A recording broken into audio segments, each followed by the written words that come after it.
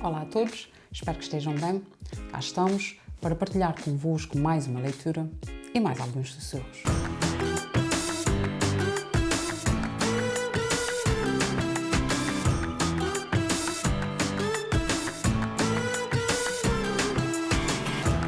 O meu nome é Malvina Sousa e hoje neste espaço, quando os livros sussurram, trago-vos o livro Os Sonhadores, de António Mota.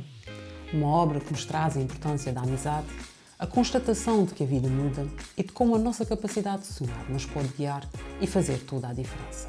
Antes de começar, gostaria de vos pedir, para caso ainda não tenham feito, subscreverem o canal e partilharem os nossos sussurros para que estes possam chegar a mais pessoas. Os Sonhadores. Conheci o Sousa no tempo em que frequentava o terceiro ano do liceu. O Hermenegildo foi, durante a época em que estivemos juntos, o grande amigo, o confidente, o parceiro insubstituível. Magríssimo, mal vestido, com os dedos compridos e delgados como nunca vi, o Sousa, apesar de todas as privações, era um bom aluno. O seu nome até tinha direito a configurar no quadro de honra. Eu era baixinho, bolachudo e não suspirava a essas honrarias. Limitava-me a estudar o suficiente para não gatar. Devorava livros e escrevia poemas. Apesar destas diferenças, damos-nos bem. Sobretudo depois de descobrirmos que tínhamos paixões comuns. Os livros e a escrita. E eram os livros expostos na livraria Arcanjo, novos e a cheirar a novo e a cola fresca, que nós gostávamos de folhear com os suspiros fundos e os bolsos vazios. Nessa altura, eu escrevia poemas e ele batalhava nos contos. E pensávamos que aqueles textos eram as coisas mais bonitas e perfeitas do mundo. 3 anos depois de nos termos conhecido, o meu pai foi promovido a cabo da GNR e eu, filho único, tive de o acompanhar para Mursa. A separação não foi fácil. Escolhi este livro por me chamar a atenção logo pelo seu título, por apelar a algo que todos nós temos, a capacidade de sonhar e que pode fazer toda a diferença na nossa vida.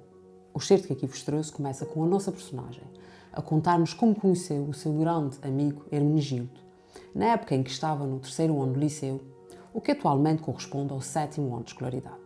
E, logo aqui, ficamos a saber que ele foi, nessa altura, o grande amigo, o confidente, o parceiro insubstituível. Com esta enumeração, através da qual ele enumera aquilo que o amigo representou e foi para ele, temos também uma espécie de gradação nesses papéis importantes que o amigo desempenhou na sua vida, incomparável a outra pessoa qualquer, como aliás nos comprova o adjetivo insubstituível. E antes de avançar, podemos já abordar aqui algumas das categorias da narrativa. Começo então pelas personagens, já que nos são dadas a conhecer 2 assim que iniciamos a leitura. O nosso narrador e o grande amigo, Hermenegildo. Falei também em narrador, logo vejamos essa outra categoria, tratando-se aqui de um narrador participante, pois participa na história e narra na primeira pessoa, como aliás o comprovam as formas verbais e os pronomes determinantes exatamente nesta primeira pessoa. São exemplos conheci, estivemos, fui, eu, limitava-me, demo-nos. É o nosso narrador e personagem que faz a descrição do amigo e a dele mesmo, através de uma caracterização direta. E é direta porque está diretamente referida no texto, como verificamos por ele mesmo, o narrador e personagem. Por um lado, esta caracterização é física, quando ele diz que o amigo era magríssimo e alto, com os dedos muito compridos e delgados, como nunca tinha visto. Por outro lado, há uma caracterização psicológica, quando ele refere que o amigo era um bom aluno, mostrando-nos que este era empenhado e trabalhador, de tal forma que o seu nome constava no quadro de honra da escola. Ao dizer-nos que ele andava mal vestido e ao referir que este passava por privações, é-nos dada a conhecer a sua condição social, mostrando-nos que Hermenegildo não tem dinheiro e que vive com dificuldades e talvez por isso fosse tão magro. Da mesma forma, o nosso narrador caracteriza-se a si mesmo, seja física, ao dizer que era baixinho, bolachudo, seja psicologicamente.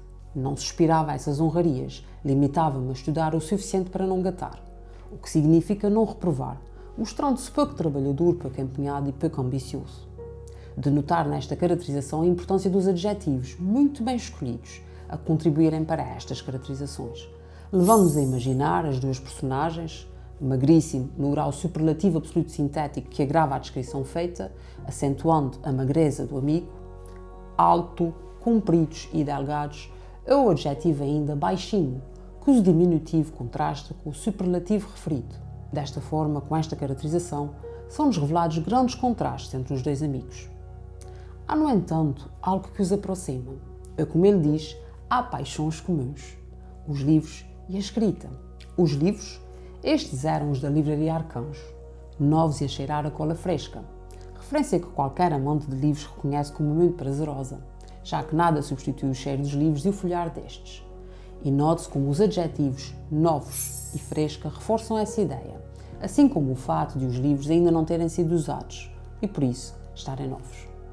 E eram estes livros que ambos folheavam com suspiros fundos que reforçam e comprovam a já confessada paixão dos amigos e os bolsos vazios, ou seja, sem hipótese de os poderem comprar, o que para eles devia ser uma tortura enorme.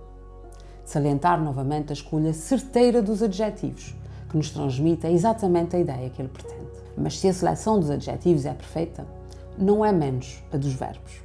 Veja-se como o nosso narrador utiliza a forma verbal devorar, para nos mostrar a forma intensa como gostava e lia os livros, quando nos diz devorava livros, mostrando-nos que tem fome, necessidade destes, imagem muito significativa, sobretudo para os dias de hoje, e diz que enquanto escrevia poemas, o amigo batalhava nos contos, outra forma verbal relevante que nos transmite a forma dedicada, com afinco, com que o amigo escrevia os seus contos.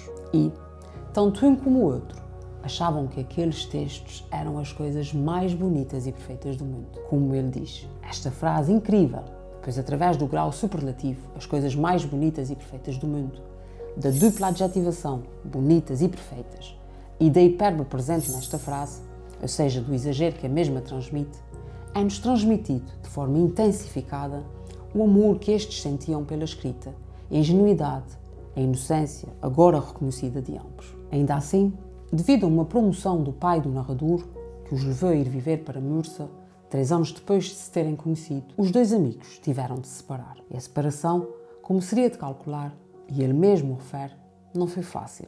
Permitam-me que aproveite este momento para referir mais 2 categorias da narrativa.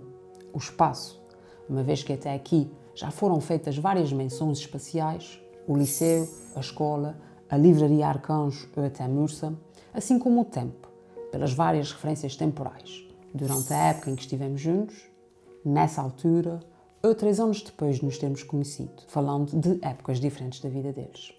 Por isso, quando recebi a carta das mãos da minha mãe, viúva há 5 anos, foi grande o meu espanto e, ao mesmo tempo, forte a vontade de rever o Hermenegildo.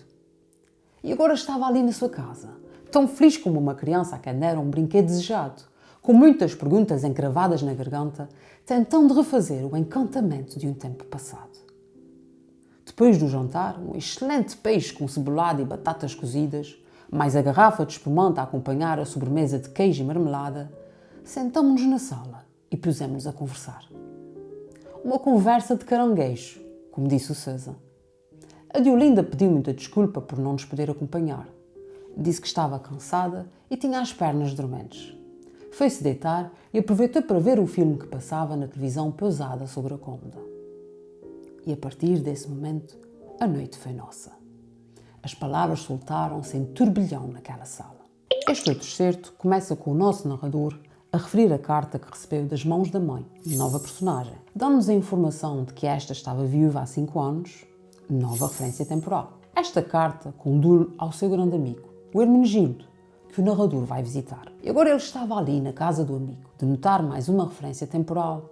E agora, sendo que as diferentes referências mencionadas reportam também, como já referi, a diferentes momentos da narração. Recordo, nessa altura, 3 anos depois de nos termos conhecido. E agora. Para além disso, há também uma menção espacial, quando nos é dito que ele se encontra na casa do Hermenegildo. Os seus sentimentos são-nos transmitidos através da comparação tão feliz como uma criança a quem deram um brinquedo desejado, já que este se sente feliz e emocionado, à semelhança de uma criança que recebe algo que queria fortemente. Saliento também o uso do nome encantamento, para se referir ao que os amigos sentiam naquela época quando estavam juntos, o que nos transmite um cantinho e um bem-estar dignos de registro. Depois do jantar, os 2 amigos tiveram, como disse o Sousa, uma conversa de caranguejo.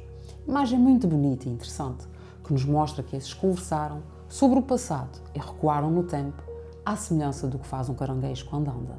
Diolinda, outra personagem ligada a Hermenegildo de Sousa, deixa-os a conversar e, tal como nos é dito, a partir desse momento a noite foi nossa.